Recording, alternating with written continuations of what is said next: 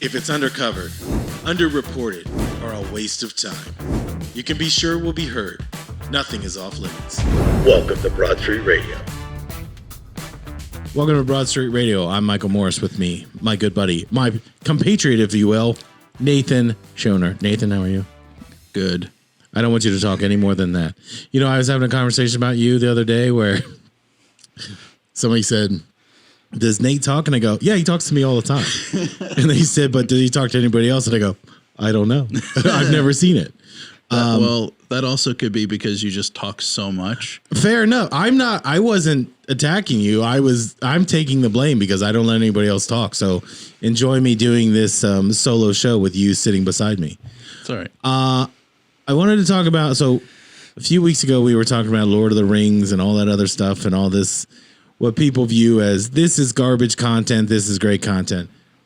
I'm not interested in talking about that right now. What I'm interested in talking about, do you find this, that there's a new published article that Amazon was paying for positive reviews for Lord of the Rings, and they might have been paying for positive reviews for other content from Amazon Studios. Does that bother you as a person that consumes media? So it kind of surprised me because I hadn't heard from Amazon. It's not an unheard of practice. Like I've heard of some of the bigger studios doing it in the past. So that doesn't surprise me. What surprised me is because of how Amazon, ever since they announced they were going to have their own studio and produce their own content, and how they wanted to be in Hollywood but outside of Hollywood. So that kind of surprised me. But the practice is not unheard of. And what is interesting is whenever you see those trailers or, you know, like mainstream critics or whatever that see the film and put their 2 cents out there and they take snippets of it. There's hundreds and hundreds of critics that have the ability to watch these movies ahead of time and then put out in their papers or articles or whatever. Movie studios are picking and choosing out of hundreds, and there could be a majority that doesn't like the film, but they'll find that one or two that do and find that fantastic period, right, and put it in the trailer. Or when I worked as a kid at Blockbuster Video, there were always 3 comments on the box, and nobody ever said, this is a middling disaster. It was always Siskel and Ebert. So you would look at it and go, like, there's a movie. I only remember from stocking it so many times because I don't know anyone that's actually seen this movie. It was a John Candy movie called Who's Harry Crumb?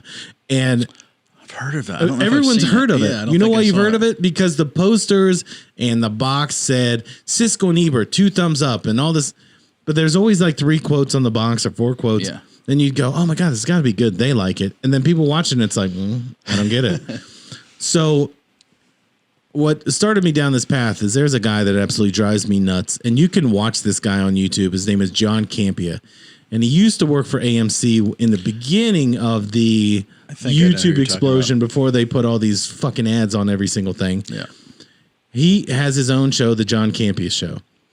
This guy loves everything.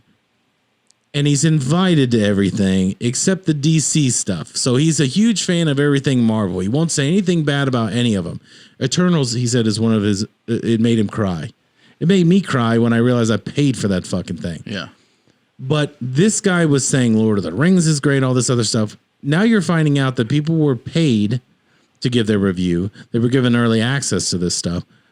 Lord of the Rings doesn't matter to me. Like I said, I never saw the other ones. I don't care about it. What I do think is that we live in an era where if something doesn't make box office, it's a bomb. Or if people don't universally love it, it's garbage, right? Yeah. All of Which this is sad. But all of these things, everything that you see, there are 2 pieces to it. It's commerce and it's art. Yeah. It should only be viewed as art. But if it doesn't make money, it's bad. Yeah. The one thing, so I'm going to pull out my soapbox and stand on it for just 2 minutes. I'll give you a full 30 seconds. All right. That sounds good. And it has to do with the box office results. The only people that really need to see those, that need to care about those, are the studio heads, or the executives. us as fans, us people that view the film, should have nothing to do with that. It doesn't matter. It really doesn't. It doesn't matter how much. I mean, unless you're a cinephile or somebody that really likes films and is curious on how much it costs to make a film. Okay, oh wow, it costs $250 million to make a Marvel movie. That's interesting, whatever. But who, as a viewer, is it going to change that film if it grossed $1 billion or if it only grossed 900 million? It's not going to change the way if you like a movie or not like a movie. And the fact that however long ago that they started posting the box office results, it started getting ingrained in the viewing culture of, oh, this movie is going to be awesome because it opening day made $200 million or whatever, versus, oh wow, that movie must suck because it only made $2.5 million or whatever. Right. I find it interesting that, again, I try to. Part of what I hate about what I do for a living is I am technically a propagandist. I'm trying to get you to buy soap. I'm trying to get you to buy a car, or I'm trying to get you to buy jewelry. That is what I do, right? For other people. Yeah. So everything I look at it and say, is that good or bad in terms of does it deliver a message? Yeah. That's what I'm looking for. I know that this stuff can be viewed in other ways, but it's more how popular something is, right? Who's the most popular kid in high school, right? It's always the high school quarterback. Yep. Well, if that guy decides to wear a dress to school after football season, all of a sudden he's not popular, right? Does that mean he's not a good football player?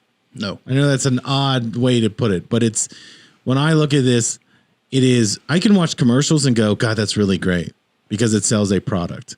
That's all movie trailers are. They are the commercial for a commercial product.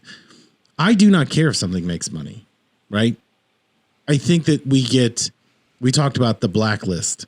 No, is it called the Blacklist? The movies that there's a list of films, a list of scripts out there that are fantastic, but they're not greenlit yet. Correct. Yeah. So take The Northman. We talked about that a few weeks ago. That movie is fantastic. Yeah. And nobody went to see it. So because of that, the studio is saying that this is a bomb, and the director of that now says, I'll never make a movie like that again.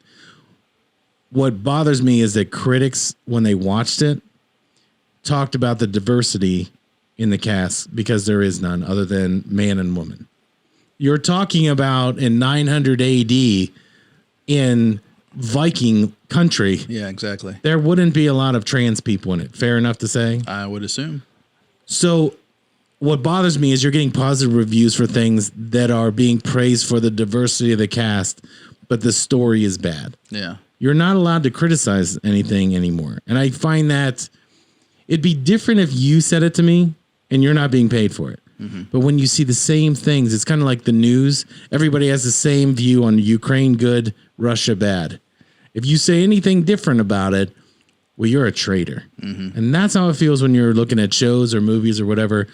There's no longer time to enjoy something because it's being shoved down your throat to consume it. Yeah.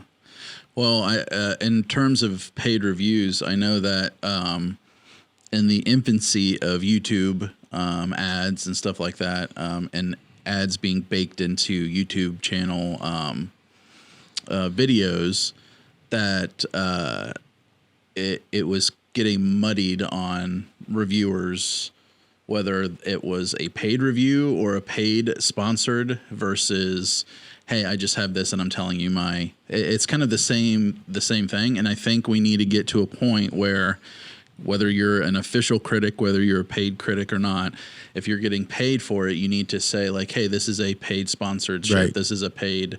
And who it's paid for or who paid you for it. Yeah. If Amazon like the election ads. Yeah. When they run an election ad and they're like, this guy's a thief and blah, blah, blah. They still have to identify who paid for it. Exactly. And that's how this should be, is that I feel like there's too many critics and not enough artists. And that's always been the case. Yeah. But, and I always refer to these things, even a commercial can be, that is someone's art. Mm-hmm. Like you're filming some stuff this weekend for a client of mine that's now a client of yours. When you're making it, you're not like, just sell some stuff. That is your project. You're putting your mind and your creativity into it. Correct. It's a living, breathing thing when it gets out there. Yeah. Actually, I have to ask you that question. What do you think about that when when you see it on TV? Is it going to take your breath away the first time? Where you're like, I made that? Yeah. Yeah. Well, usually anytime I see something somewhere, whether it's like a billboard, like any graphics to a billboard or something like running on a YouTube ad or television, my biggest thing, so this will be my actual first when we get to film it, is seeing it at the arena. So that'll be my first. So that will. Well, for people that don't know, that the Columbus Blue Jackets hockey team is here, and that's one of the things that Nate's going to do is shoot a spot with the boys at Myers Jeweler and the goalie for the Blue Jackets. But it's going to be played in front of 16,000 people 45 times. So you're actually going to be in the arena at some point looking at your ad running. Yeah. I always thought that was the coolest thing. So yeah, that'll be pretty cool. That'll be definitely a first. So, do you ever show your kids the stuff you make? Some. They're still young, so they just like, oh hey, yeah, there's daddy, or whatever. Right. I'll show them or whatever. And I try asking, hey, you want to make videos with daddy and stuff, and they don't, unless like they kind of get when we got the studio here and have the green screen up. Whenever they're here, they want to pretend like there's some of their kid YouTube shows that they watch, like let's do this or whatever. But I always thought it was cool. Like I would always show my daughter, like, because I wanted her to understand what it is that I did, but I also wanted her to understand. So this is propaganda, and this is how this works. And I think people have taken that term, and propaganda is anything that's selling you an idea of something.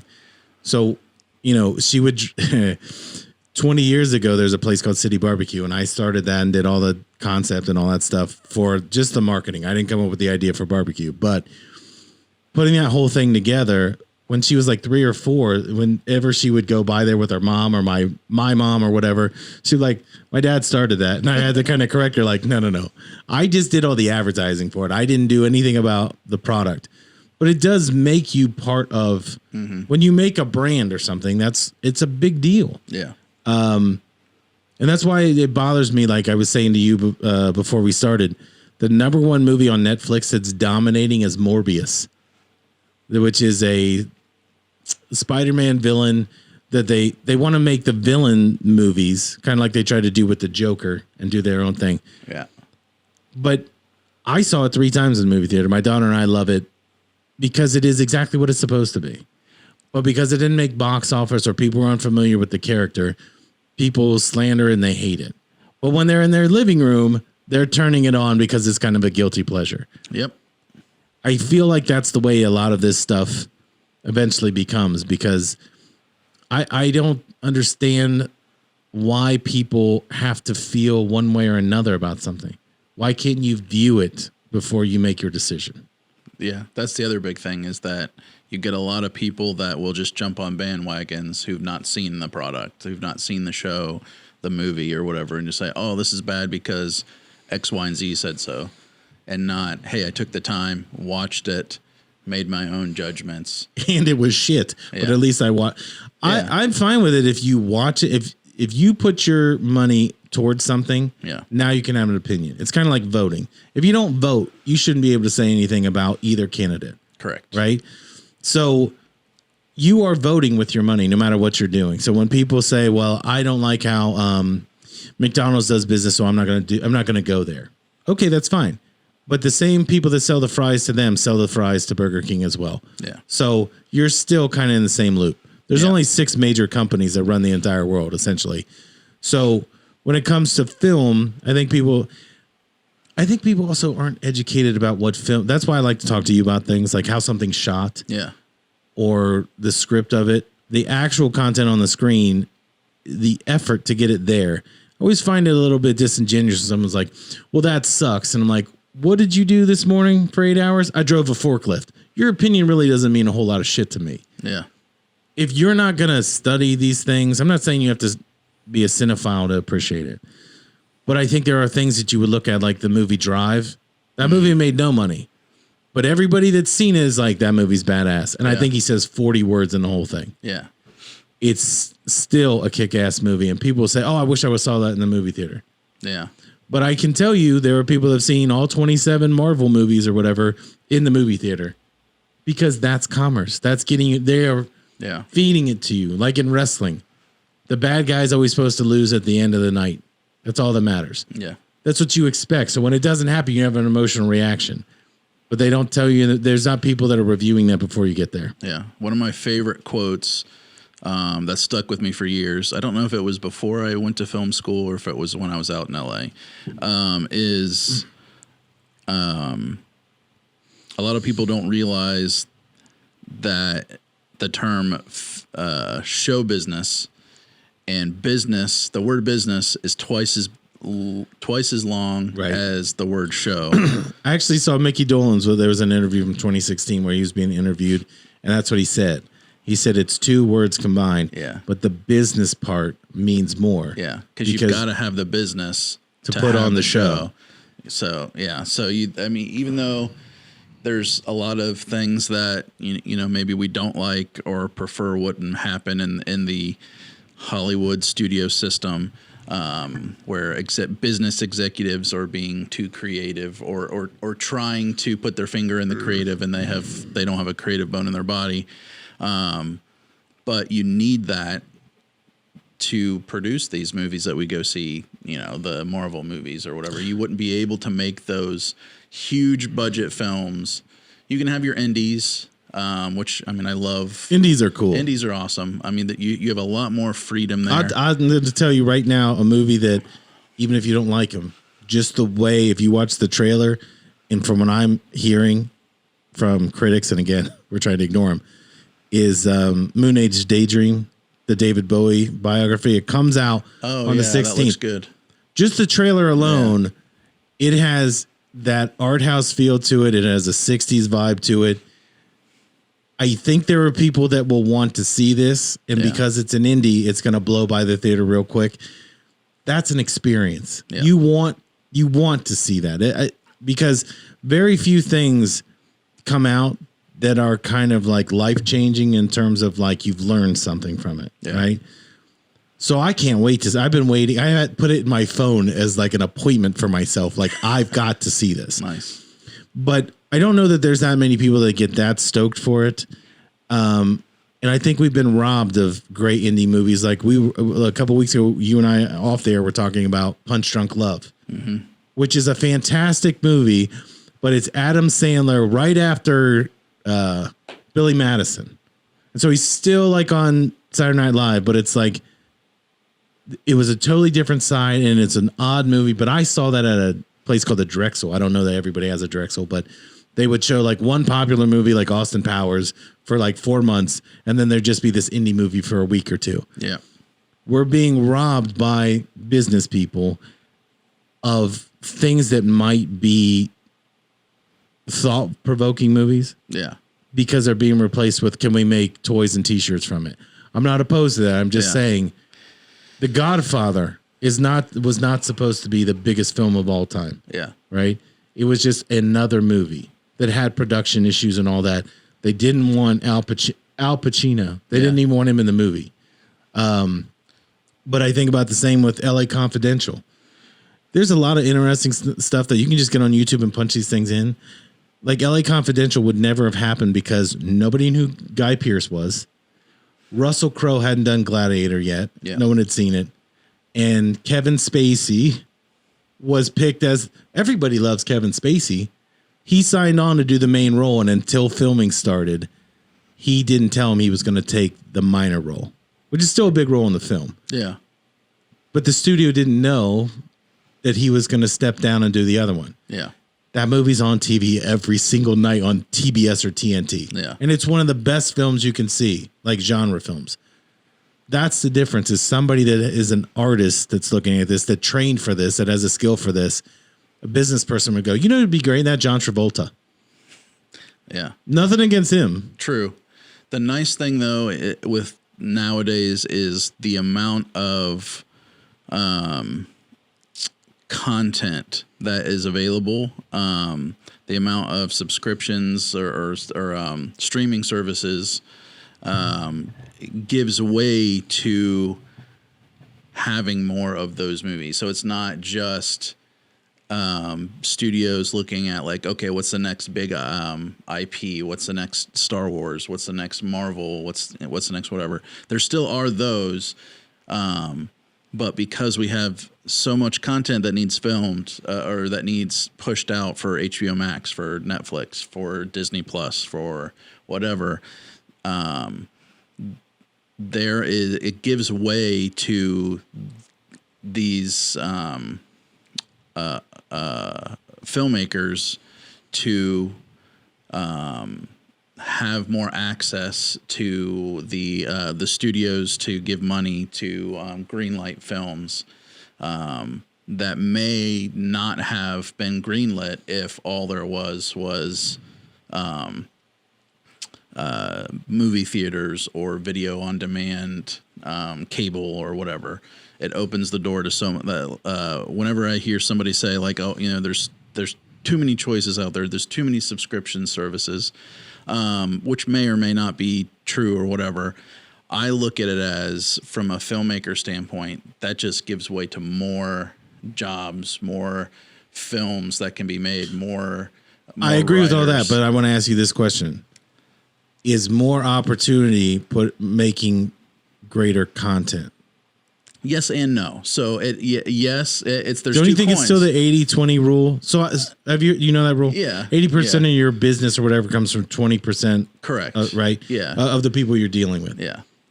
While I think there is more opportunity, I think for every oh God, what is it? American. What's the one with Kevin Spacey, where American Beauty. American Beauty. Yeah. For every American Beauty, you're getting Bring It On, the cheerleading movie. Which to some people that's I'm not knocking. I'm just Queens or whatever. But I'm just saying, or High School Musical, or what? That's a bad example because it's a Disney. I'm trying to think of something that is like independently done, or Legally Blonde. When we go to the law firm, at least once a day when we're there, they bring up Legally Blonde, right?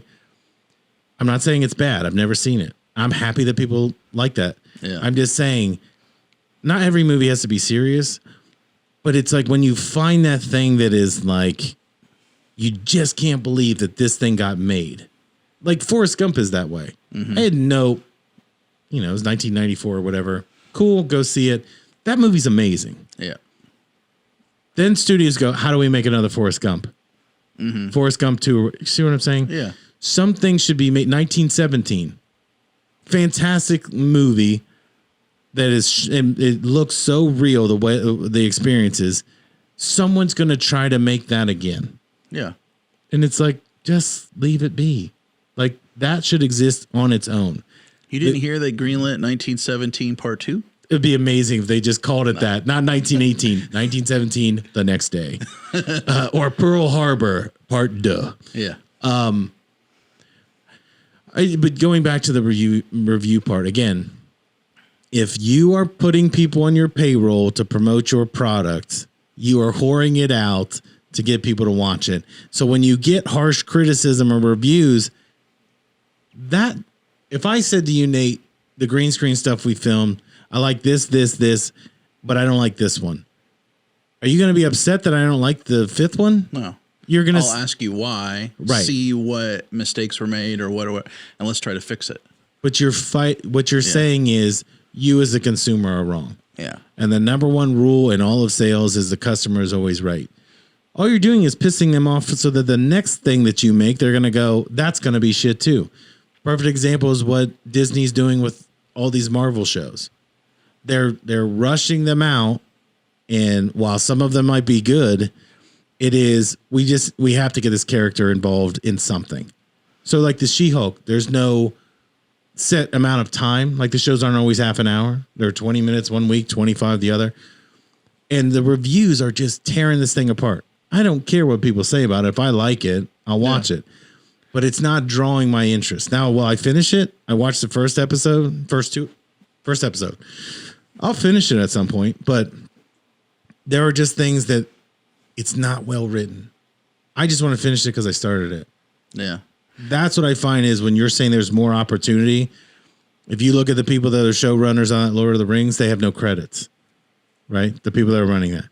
The people on House of Dragon, they have a few, but they didn't go back to the original guys from Game of Thrones and say, hey, you guys did such a great job on 5 of 7 seasons. You want to do this? They moved on. And those guys have never created anything after. Did you realize that they've had 2 development deals, one with Netflix and one with Disney for Star Wars, and haven't produced a thing? Well, They still got could- their check. Well, true, but they could also be developing, which could take a couple years, depending on what they're working on. Can you talk about There's- that for someone that doesn't understand that? On the next episode, because we're We're out out of of time. And I just want to say thank you to you guys for putting up with listening to him. I tuned him out 90% of the time. This is but why you're never invited on shows. Just so you know that. I can come on whenever I want. I'm the person behind the script. Actually, you could edit yourself into this. I just do Yeah. the intro, and you could just do this for 20 I minutes. could just cut you out every time you talk to where it's just back to me, or bleep you out, which I've done a couple We're times. very Cisco and Ebert, and I'm giving you 2 thumbs down. Because anytime you say any of the Alabama shtick, I'll which that's just gotten bleeped. Fantastic. Go Bucks. We'll see you next week.